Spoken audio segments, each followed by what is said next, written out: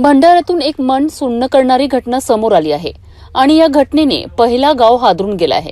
दारूच्या व्यसनाच्या विळख्यात अडकलेल्या एका 36 वर्षीय तरुणाने मानसिक तणावातून टोकाचं पाऊल उचलत स्वतःचं आयुष्य संपवलंय। मृत तरुणाचे नाव प्रमोद नरहरी ठावकर असून तो भंडारा तालुक्यातील पहिला गावाचा रहिवासी होता। मिळालेल्या माहितीनुसार प्रमोद गेल्या 15 ते 16 वर्षापासून एकटाच राहत होता।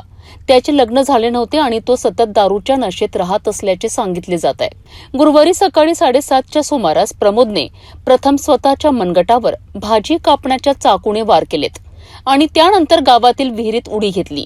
या घटनेत त्याचा जागीच मृत्यू झाला। घटनेची माहिती मिळताच भंडारा पोलिसांनी घटनास्थळी धाव घेत पंचनामा केलाय। मृतकाचा भाऊ विनायक ठवकर यांनी पोलिसात तक्रार दाखल केली आहे।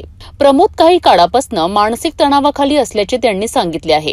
सध्या पोलिसांनी मर्ग दाखल करून पुढील तपास सुरू केला आहे।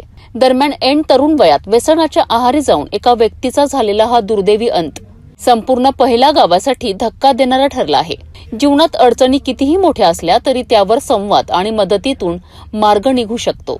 ही बाब समाजाने लक्षात घेणं तितकंच गरजेचं आहे।